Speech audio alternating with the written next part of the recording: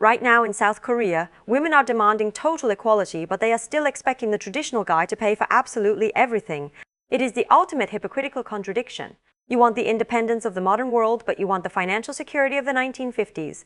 You want to be treated like a total equal, but you expect the man to bear 100% of the cost of setting up a household. You are trying to have your cake and eat it too, while that cake is made of overpriced city real estate and brutal economic competition. It is blunt, it is cold, and it is ridiculous. Many people in the country are watching this happen in real time, and they are starting to realize just how deep this problem goes. It is not just a passing phase, it is a full-blown societal mess that is hitting everyone where it hurts. Wait a second, is this actually happening? I have heard about the dating scene over there, but I thought it was just like everywhere else. Are you saying it is really that bad? Oh, it is even worse than you think. People are not just having a hard time finding a date, they are literally turning their backs on the whole idea of marriage because the cost of entry is just too high. It has become a game that nobody can win unless you are part of the tiny percentage at the very top. So why would they actually demand this? It all comes down to a ruthless, hyper-competitive market where everything has a price tag. In the Korean dating scene, you are not looking for a partner, you are looking for an asset. Many women, acting logically within a system that punishes them for having less status than their friends, are fighting tooth and nail for their share of the financial pie. Their being, as it is marketed in this crazy environment, is the real problem because they are essentially trying to maximize their return on investment in a marriage market where the number of men who can actually afford those high demands is shrinking every single day. That sounds incredibly cynical. Does nobody care about love or connection anymore? It feels like they are just shopping for a house instead of a husband. That is exactly the point.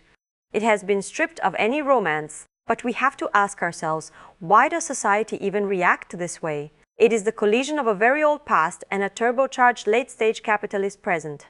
Think of it like this. Your grandfather still thinks the man should be the king of the house, but your current bank account says that a middle-class lifestyle requires 2 salaries and a miracle. Korean cultural concepts emphasize the man as the sole provider, but the economic reality makes that impossible for the vast majority of the population. So, you have this massive cultural lag where the society is shouting at men to be traditional, while the economy is shouting at them to get a job they cannot get. The result is a total mental breakdown for both genders. So, what kind of apartment are you looking for, and who do you expect to handle the down payment? Well, obviously, I expect you to handle the apartment purchase, as that is the standard expectation for a man in your position. I cannot believe I just heard that. Is that a real conversation? If I were him, I would walk out right then and there. Most men are doing exactly that. They are waking up and walking away. So what happened when they finally got exactly what they asked for? What happened when they pushed this to the absolute limit? The backfire was instant and catastrophic. Men looked at the math, they realized the return on investment was negative, and they just checked out. They started asking themselves, wait, if I have to pay for everything and I am still going to be treated like a secondary partner in my own house, why am I doing this? The hypocrisy of the demand for modern equality combined with traditional provider requirements essentially forced the men into an early retirement from the marriage market. They are either going their own way, they are looking to international marriage, or they are just opting out of the whole mess to live a quiet life alone. The core logic of the market did not care about their demands, it just looked at the balance sheet, saw it was a bad deal, and shut down the store. The system, in its own cynical way, punished the naive expectation that you could dictate the terms of a market that you do not even own. This is not just a minor disagreement, it is a fundamental shift in how people view their future. This is honestly terrifying. What happens next? Is there any way for them to fix this, or is it already too late? That is the big question. But the path forward looks pretty bleak. The demographic crash is already here, and the social divide is getting wider by the day. People are increasingly isolated, and the tension between groups is only going to increase as they fight over the remaining resources. It is a zero-sum game, and the losers are the people who still believe that things will somehow get better on their own. The most shocking part is that this was all predictable. Anyone looking at the numbers 10 years ago could have seen this coming, but everyone decided to ignore it. Now we are seeing the results, and they are not pretty.